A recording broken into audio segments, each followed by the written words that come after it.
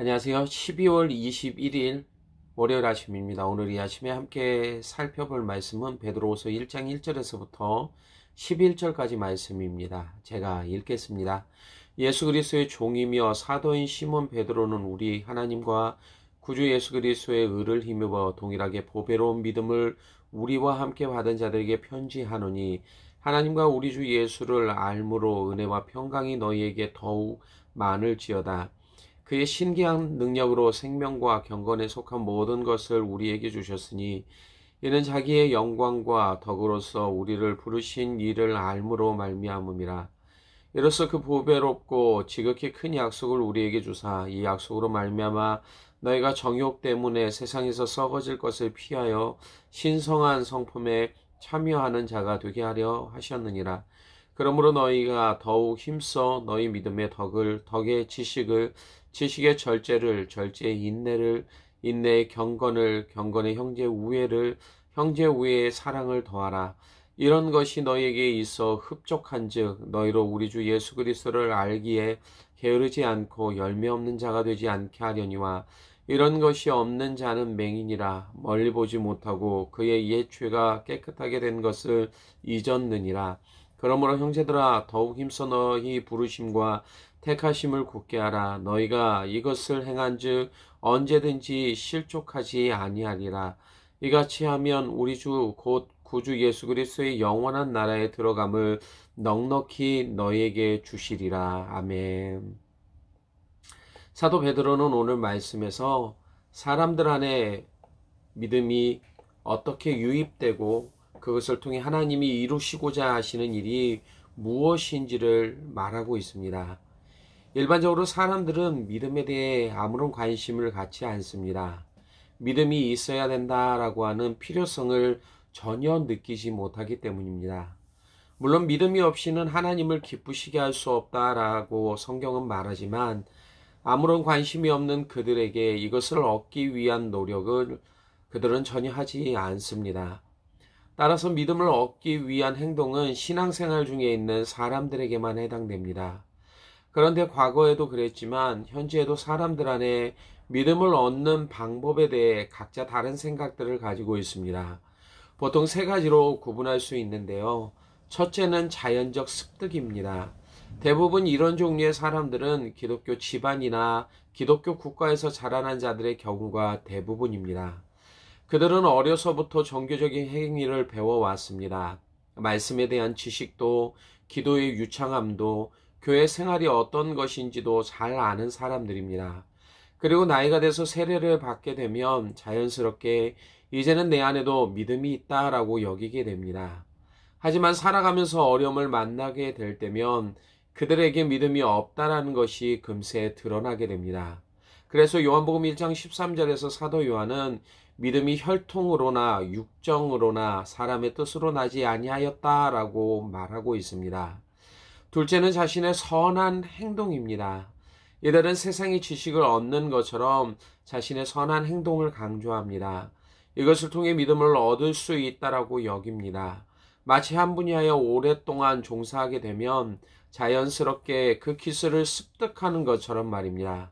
바리새인들이 그러했습니다. 자신들이 정한 율법의 조건을 지키면서 하나님에 대한 믿음이 있다라고 주장했습니다.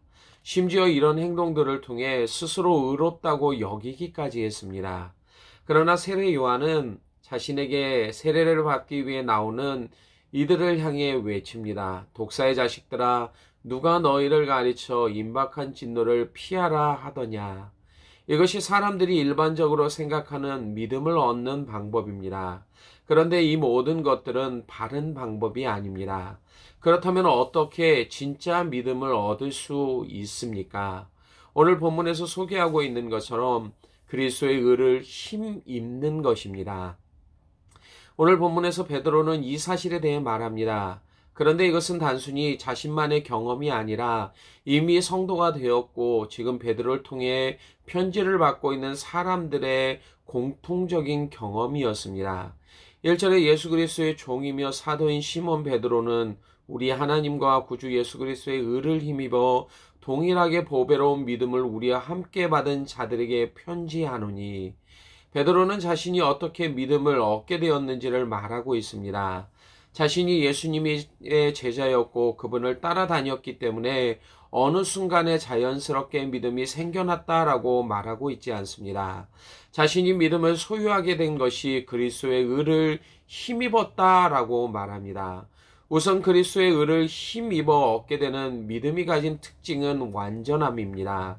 이것은 인간을 향한 하나님의 모든 요구를 충족시켜 줍니다. 또한 그분을 통해서 우리 안에 있는 모든 죄가 깨끗하게 됩니다. 고린도전서 5장 21절에 하나님이 죄를 알지 못하신 이를 우리를 대신하여 죄로 삼으신 것은 우리로 하여금 그 안에서 하나님의 의가 되게 하려 하심이다.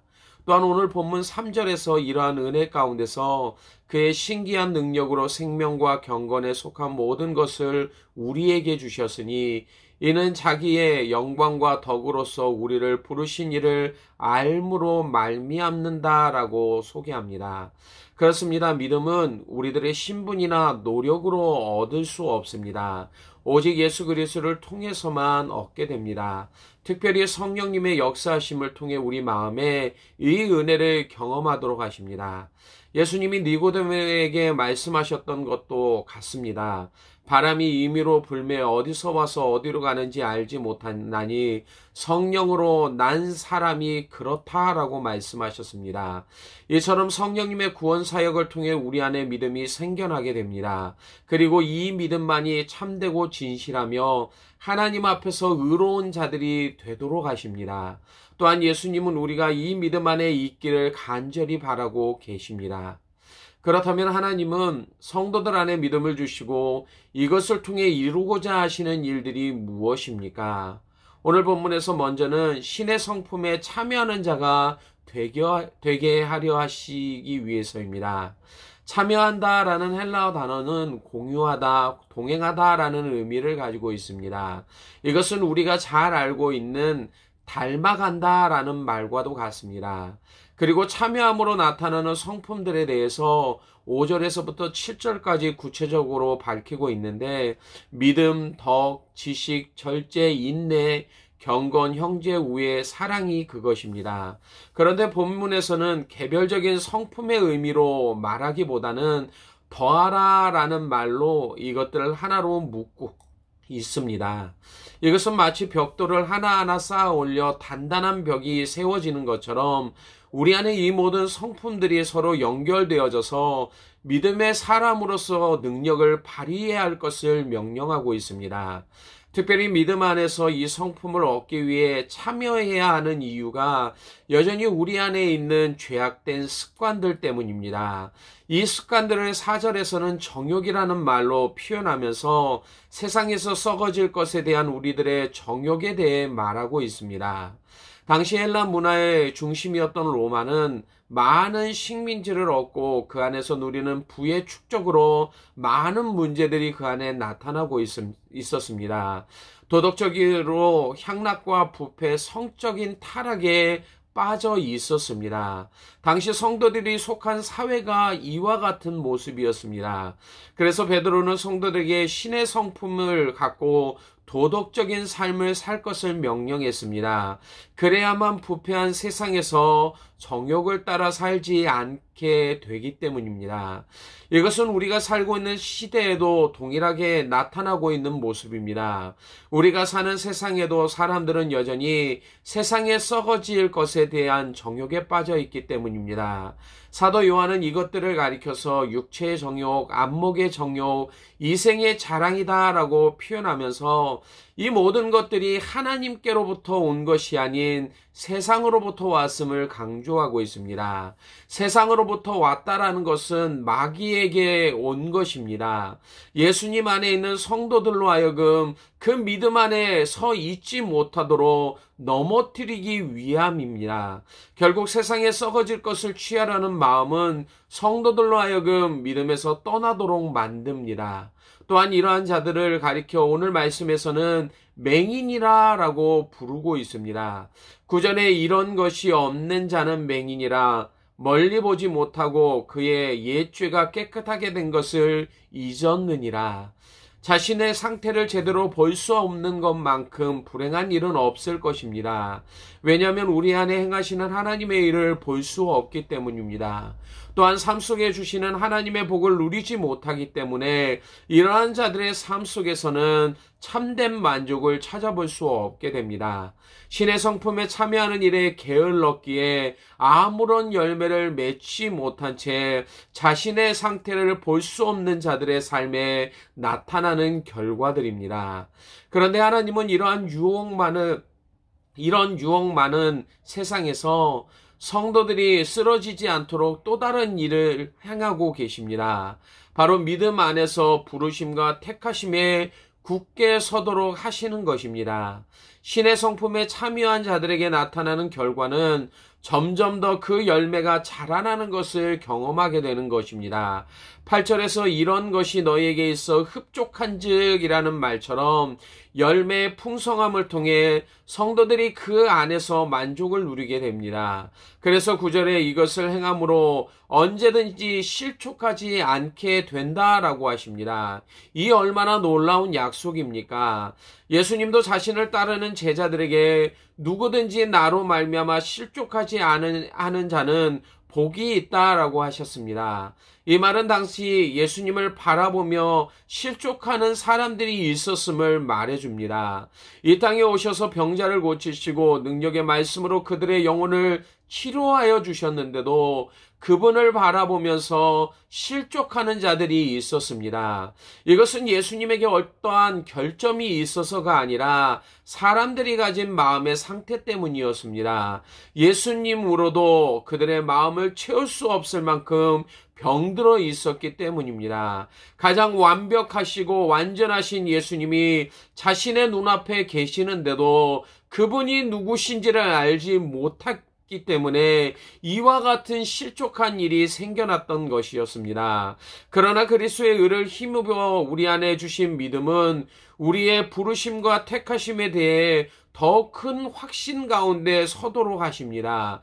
또한 11절에 이같이 하면 우리 주 곧 구주 예수 그리스도의 영원한 나라에 들어감을 넉넉히 너에게 주시겠다라고 약속하고 있습니다.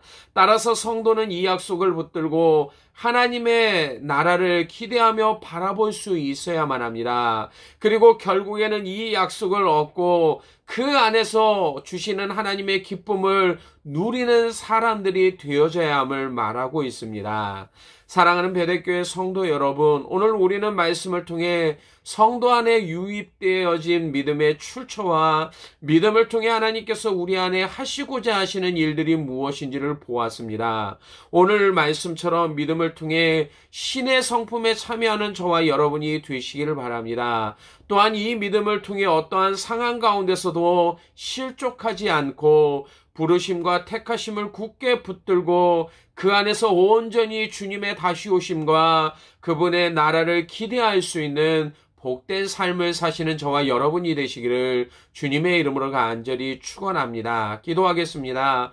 아버지 하나님, 오늘도 우리에게 주신 말씀처럼 예수 그리스도의 의에 힘입어 우리 안에 믿음을 주시고 이 믿음을 통하여 이 땅의 삶을 어떻게 살아가야 되는지를 말씀하여 주시니 감사합니다. 오늘도 신의 성품에 참여하는 자들이 되어지기를 원합니다. 또한 이 믿음을 통해 굳건하여지고 확신 가운데 서서 날마다 하나님의 나라를 기대하며 소망할 수 있는 믿음의 삶을 살아가는 자들이 되어지게 하여 주옵소서. 아버지여, 세상은 점점 더 악해집니다. 우리가 이와 같이 신의 성품에 참여하지 않는다라면 세상 가운데 정욕에 빠져 넘어지는 인생들이 되어진다라고 말씀하는 것처럼 오늘도 성령께서 우리로 하여금 이와 같은 성품 가운데 거할 수 있도록 하게 하시고 날마다 믿음을 지키며 주님의 그 약속하심을 바라보는 복된 삶을 살아감으로 말미암아 날마다 하나님이 주시는 은혜로 충만한, 그리고 하나님이 주신 그 약속을 기대하는 믿음의 삶을 살아가는 사랑하는 베델교회 성도들 될 수 있도록 인도하여 주시기를 원합니다. 감사를 드리며 예수님 이름으로 기도드리옵나이다. 아멘.